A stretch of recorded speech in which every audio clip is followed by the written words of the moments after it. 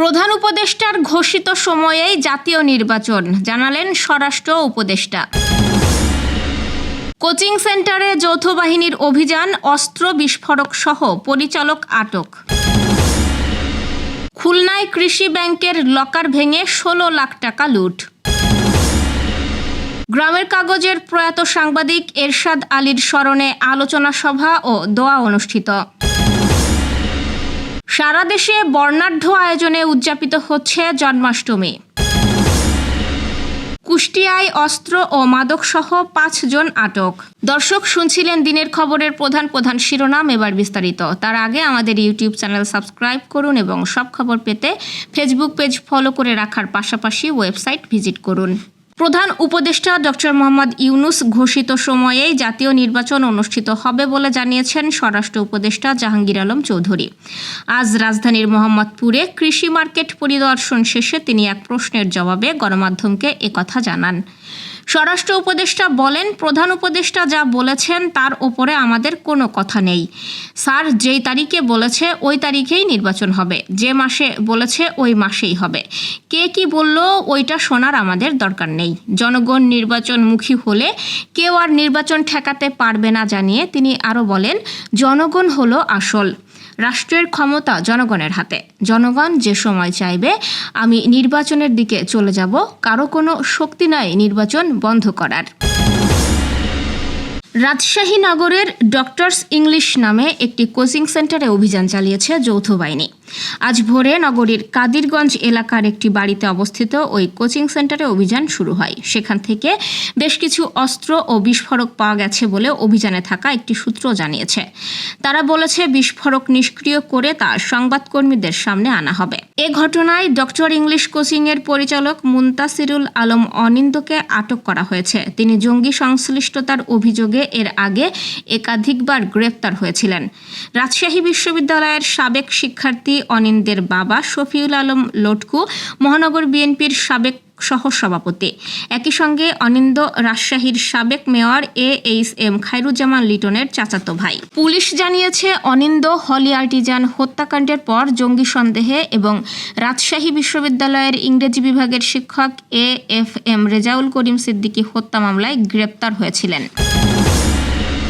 খুলনায় বাংলাদেশ কৃষি ব্যাংক রূপসা ঘাট শাখায় দরজার তালা ও ভল্ট ভেঙে প্রায় 16 লাখ টাকা চুরি হয়েছে।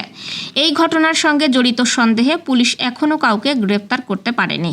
শুক্রবার রাতে খুলনার রূপসা ঘাট এলাকার 3 তলা ভবনের 2য় তলার অবস্থিত কৃষি ব্যাংকের শাখায় এই ঘটনা ঘটে। স্থানীয়রা জানিয়েছে, শুক্রবার রাত 10টার দিকে নিরাপত্তা প্রহরী ব্যাংকের মূল গেটের কলাপসিবল গেটের তালা কাটা দেখে চিৎকার করতে থাকে। তার চিৎকার শুনে স্থানীয়রা এগিয়ে এসে ঘটনাটি রূপসা থানাকে অবহিত করে। খবর পেয়ে পুলিশ ঘটনাস্থলে পৌঁছায়। ব্যাংকের ম্যানেজার কামরুল ইসলাম জানিয়েছেন, শুক্রবার রাত 10টার দিকে তিনি জানতে পারেন ব্যাংকের তালা ভেঙে ও ভল্টের তালা ভেঙে টাকা নিয়ে গেছে। ভল্টে 16 লাখ টাকার একটু বেশি টাকা ছিল। বর্তমানে তারা 1400 টাকা পেয়েছে, বাকি টাকা চুরি হয়েছে বলে জানান ব্যাংকের ম্যানেজার। গ্রামের কাগজের মনিরামপুর উপজেলার খেদাপাড়া প্রতিনিধি এরশাদ আলীর মৃত্যুতে মফস্বল সাংবাদিক ফোরামের আয়োজনে স্মরণ সভা ও দোয়া মাহফিল অনুষ্ঠিত হয়েছে। গ্রামের কাগজ কার্যালয়ে আজ সকালে মফস্বল সাংবাদিক ফোরামের প্রধান উপদেষ্টা মোতাহার হোসেনের সভাপতিত্বে ও সাধারণ সম্পাদক রবিউল ইসলাম খানের সঞ্চালনায় স্মৃতিচারণ করেন গ্রামের কাগজের সম্পাদক মবিনুল ইসলাম মবিন, ফোরামের উপদেষ্টা মণ্ডলীর সদস্য আব্দুর রহমান, নূর ইসলাম তরফদার, নির্বাহী সম্পাদক আসাদুজ্জামান, সহকারী সম্পাদক জাহিদ আহমেদ লিটন, বার্তা সম্পাদক সরোয়ার হোসেন, সার্কুলেশন ম্যানেজার আব্দুল কুদ্দুস, মফস্বল সাংবাদিক ফোরামের সভাপতি Chandan Das, senior staff reporter Faisal Islam সহ অন্যরা। আলোচনা শেষে দোয়া অনুষ্ঠিত হয়।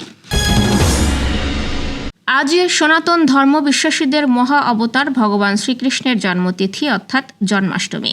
ধর্মীয় আচার অনুষ্ঠান, মাঙ্গলিক ক্রিয়াদি আর আলোচনা অনুষ্ঠানের মাধ্যমে সারা দেশের মতো যশোরে জন্মাষ্টমী উদযাপিত হয়েছে। যশোর জেলা পূজা উদযাপন পরিষদ আগেই ঘোষণা দিয়েছিল দিনব্যাপী বর্ণাঢ্য আয়োজনের। টাউন হল মাঠে ভক্তবৃন্দের সমাবেশ, শতকণ্ঠে শ্রীমদ্ ভগবদ গীতা পাঠ, আলোচনা, দেশ ও জাতির কল্যাণ কামনায় মঙ্গল প্রদীপ প্রজ্বালন শেষে হয়েছে বর্ণাঢ্য শোভাযাত্রা। পূজা উদযাপন পরিষদ যশোর জেলা শাখার সভাপতি দীপঙ্কর দাস রতনের সভাপতিত্বে আয়োজনে প্রধান অতিথি ছিলেন স্বরাষ্ট্র মন্ত্রণালয়ের সিনিয়র সচিব নাসিমুল গনি। মঙ্গল শোভাযাত্রার উদ্বোধক ছিলেন বিএনপির খুলনা বিভাগীয় ভারপ্রাপ্ত সাংগঠনিক সম্পাদক কনিন্দু ইসলাম অমিত। মুখ্য আলোচক ছিলেন রামকৃষ্ণ আশ্রম ও মিশন যশোরের অধ্যক্ষ স্বামী জ্ঞান প্রকাশানন্দ। সম্মানিত বিশেষ অতিথি ছিলেন জেলা জামায়াতের আমির অধ্যাপক গোলাম রসুল। বিশেষ অতিথি ছিলেন জেলা প্রশাসক আজাহারুল ইসলাম ও পুলিশ সুপার রৌনক জাহান। এদিকে তিথিটি উপলক্ষে বাগেরহাটের মোংলায় অনুষ্ঠিত হয়েছে বর্ণাঢ্য শোভাযাত্রা। শোভাযাত্রায় অংশ নেন উপজেলা পূজা উদযাপন কমিটির সভাপতি পান্নালাল দে, মোংলা পৌর বিএনপির সভাপতি জুলফিকার আলী এবং হিন্দু বৌদ্ধ খ্রিস্টান কল্যাণ ফ্রন্টের আহ্বায়ক রাজীব নন্দী সহ অন্যরা। কুষ্টিয়ায় বিজিবি পৃথক অভিযানে অস্ত্র ও মাদক সহ 5 জনকে আটক করেছে। আমাদের প্রতিনিধি বাবলু রঞ্জন বিশ্বাস জানিয়েছেন, শনিবার ভোরে 47 বিজিবির সহকারী পরিচালক জাকিরুল ইসলামের নেতৃত্বে কুষ্টিয়া সীমান্তের দৌলতপুর উপজেলার মুন্সীগঞ্জ নামক স্থানে অভিযান চালিয়ে 2টি বিদেশি পিস্তল, 2টি ম্যাগজিন, 2 রাউন্ড গুলি, 90 বোতল ফেন্সিডিল এবং 20 বোতল এসএসডি সহ 2 জনকে আটক করা হয়। আটককৃতরা হলেন দৌলতপুর উপজেলার ছোটারপাড়া গ্রামের সিনবাদ আলী ও মোহাম্মদপুর গ্রামের মিন্টু হোসেন। অন্যদিকে শুক্রবার রাতে চিতলমারি বিওপির হাবিলদার মঞ্জুর মোর্শেদের নেতৃত্বে মুন্সিপাড়া নামক স্থানে মাদক ও চোরাচালান বিরোধী অভিযান চালিয়ে 54 বোতল ফেন্সিডিল সহ 3 জনকে আটক করা হয়। দর্শক, এই ছিল দুপুরের আয়োজন। রাতের খবর দেখার আমন্ত্রণ রইল। সেই সঙ্গে এতক্ষণ সাথে থাকার জন্য ধন্যবাদ।